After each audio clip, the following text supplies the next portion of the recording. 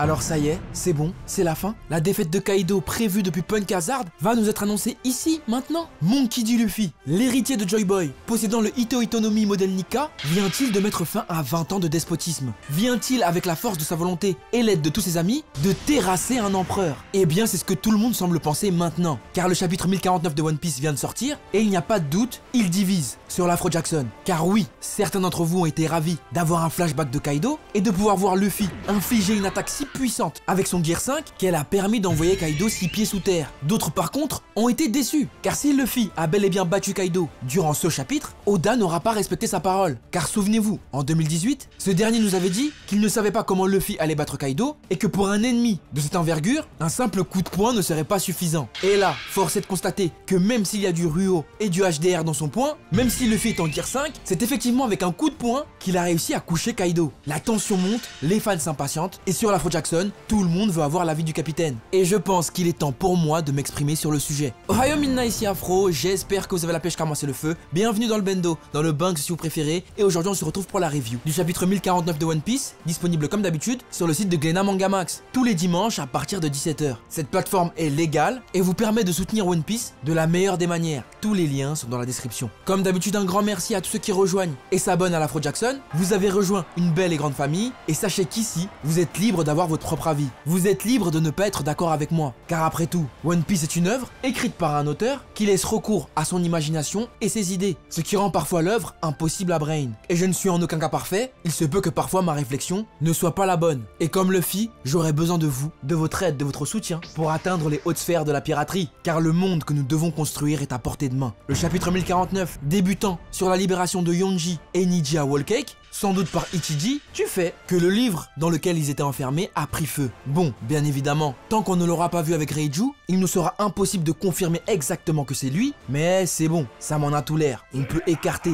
l'hypothèse de Barbe Noire sur Whole Cake, car elle n'aurait aucun sens. Pourquoi aurait-il libéré le Germain? Tout cela m'a l'air très étrange. En tout cas, si vous pensez qu'il reste encore une possibilité que Barbe Noire apparaisse à Whole Cake, n'hésitez pas à me la dire en commentaire, ça m'intéresserait d'avoir vos arguments. Mais cela dit, là maintenant, ce qui m'intéresse le plus, c'est le contenu du 1049, car le combat Luffy-Kaido continue, et même si Kaido pense toujours avoir le dessus sur Luffy, il pense également que ce n'est pas lui qui changera la face du monde, et bel et bien Joy Boy. Et c'est à ce moment que l'on a droit au flashback qu'on attendait tous, ou plutôt je dirais qu'on attendait tous, mais peut-être pas comme ça, car ne nous mentons pas, ce flashback est un peu similaire à celui de Big Mom. Oui, dans celui-ci, on voit Kaido, qui a seulement 10 ans, fait preuve d'une puissance destructrice, et est considéré comme étant le soldat le plus puissant du royaume où il vit, le royaume Vodka, ce qui est assez drôle, car on comprend du coup pourquoi ce dernier aime tant l'alcool. C'est parce que depuis tout petit, il devait s'enquiller des 86 tout en provoquant des 8 morts si blessés. 8 morts, 6 blessés. Malgré le fait que le royaume dont semble être issu Kaido était extrêmement puissant, on peut voir que celui-ci est incapable d'arrêter la guerre et qu'ils sont comme toujours régis par la taxe des dragons célestes. Et Kaido, déjà jeune, semble avoir un problème avec l'autorité et remet très vite en cause la condition de son pays. D'autant plus que de par sa force, il est devenu une cible du gouvernement, non pas pour se faire enfermer, mais afin que ce dernier devienne un marine et que l'île Vodka puisse participer à la rêverie. Kaido, alors qu'il n'a que 13 ans, était devenu un argument politique et militaire, ce qui peut très vite nous rappeler Mother Carmel, qui elle comptait garder Lin Lin pour la vendre. On a deux enfants dotés d'une force monstrueuse qui l'un semble incontrôlable et l'autre extrêmement malléable. Mais on pourra alors se demander comment Kaido est arrivé au royaume Vodka. Est-ce qu'il y a toujours grandi? Qui sont ses parents? Et d'où vient sa force si monstrueuse? Dès ses 13 ans, il avait déjà une prime de 70 millions de berries, prime qui était proche de celle de Robin, alors que celle-ci était originaire d'Ohara et sait lire les poneglyphes. Et en plus, on nous apprend que ce dernier se laissait capturer afin de pouvoir manger. Et ce, à seulement 13 ans. Rendez-vous compte de la dinguerie. Mais à cela, moi, j'ai plus l'impression de voir un personnage omnibulé par la force. Comme si dans son enfance, il avait vu ou vécu des choses absolument horribles qui ont développé chez lui cette mentalité. Qu'est-ce qu'a dû voir Kaido pour être aussi omnibulé par la violence? Violence qui le conduira dans l'antre de la piraterie, l'île de la Ruche, alors qu'il n'a que 15 ans. Souvenez-vous, l'île de la Ruche est réputée comme étant l'antre des pirates, leur royaume, leur paradis. Cette île où l'argent, les femmes, l'alcool et la puissance coulaient à flot était une destination destination évidente pour lui. Et c'est d'ailleurs Barbe Blanche qui l'introduira à Shebeck. Cela dit, il est important de remettre les choses dans leur contexte. Barbe Blanche a dépassé la vingtaine, Kaido a 15 ans, et on le voit que Barbe Blanche n'a absolument pas le temps de Kaido. Il le traitera même de petit merdeux, ne le considérant même pas comme étant son égal. Ce qui pour moi prouve encore une fois que Barbe Blanche, dans les Rocks, était au-dessus. Il se peut même que, dans cet équipage de légende, Barbe Blanche soit le numéro 2, qui me paraît très logique. Mais encore une fois, ce sont des hypothèses. Rien n'a été affirmé. Et c'est suite aux événements de God Valley que Kaido disparut, que la rumeur, comme quoi Garp s'était occupé de l'équipage, retentit jusqu'à l'île de la Ruche, provoquant ainsi la colère de Big Mom. Était-ce parce qu'elle lui avait remis le fruit qu'il possède actuellement et que ce dernier s'est barré alors qu'il n'était pas censé le manger? Telle est la question. Ce serait vous mentir si je vous disais que je ne pense pas tout le temps à la bataille de God Valley. Que s'est-il passé réellement 10 ans après la dissolution des Rocks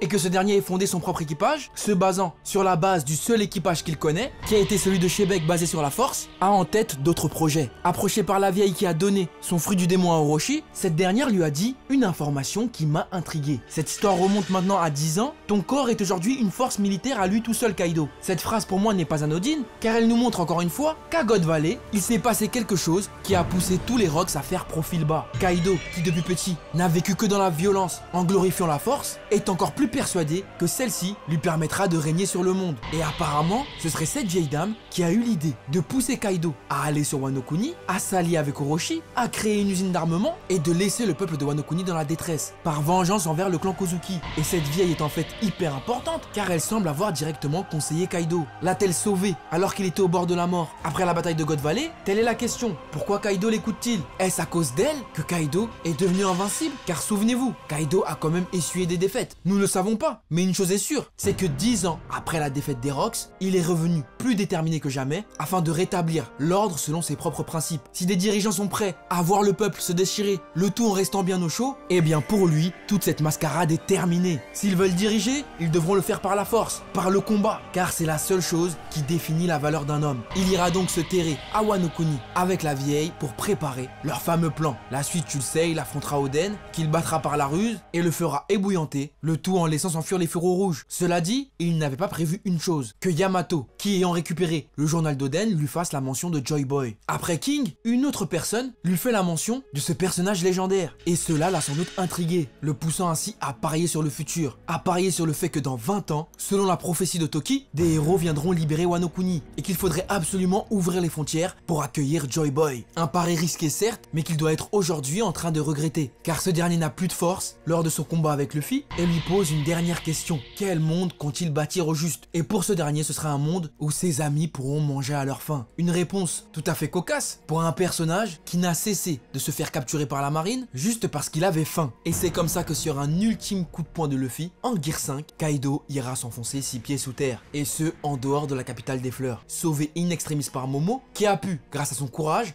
sauver toutes les personnes à l'intérieur de Nigashima, en faisant atterrir l'île sans encombre. Que ce soit Iori, Sanji et tout le reste, ces derniers ont tous été protégés par l'eau envoyée par Raizo et dirigée par Jinbei. Un team-up incroyablement bien rodé. Et c'est ainsi que se finit le chapitre 1049 de One Piece. Alors, sans vous mentir, le chapitre est bon. Il y a plein de choses qu'on aurait voulu savoir sur Kaido, qu'on n'a pas eu. D'où vient réellement Kaido? Quelle est sa race? Pourquoi voulait-il mourir? S'il attendait Joy Boy, était-ce à cause de l'alcool? Et uniquement celle-ci qu'il voulait suicider? Ou y avait-il autre chose? Qu'a-t-il fait durant 10 ans après les Rocks? J'aurais aimé pour ma part un vrai flashback. Et l'histoire du point de Luffy, je reste quand même perplexe, car ce n'est pas un simple coup de poing. C'est un coup de poing de Luffy en Gear 5 contenant du haki de l'armement, du Ruo et du HDR. Ce qui n'est pas rien, ça a carrément détransformé Kaido, à tel point qu'il est descendu tellement vite que ça a laissé sa marque sur terre. Mais cela dit, ça reste un coup de poing, donc je reste mitigé. Là, c'est à vous, mon fidèle équipage, de donner le fin mot de cette histoire. Qu'avez-vous pensé de ce chapitre 1049 de One Piece? Y a-t-il des points sur lesquels vous souhaitez revenir ou discuter avec moi? L'espace commentaire est fait pour ça. Et nous sommes à la moitié du tome 104. On peut espérer que Kaido se relève, mais cela va s'annoncer très compliqué. Sur ce, c'est la fin de cette vidéo. J'espère qu'elle t'aura plu. N'hésite pas à mettre un gros pouce bleu si tu l'as apprécié. Abonne-toi à la chaîne, active la cloche de notification et rejoins-moi sur Instagram et sur Twitch pour ne manquer aucune information ni aucun de mes lives. L'Afro Jackson est une grande famille, donc n'hésite surtout pas à nous rejoindre. Plus on est de fous, plus on rit. Vous pouvez maintenant retourner à vos occupations et profiter de votre belle journée. Et moi, je vous dis à très bientôt sur l'Afro Jackson.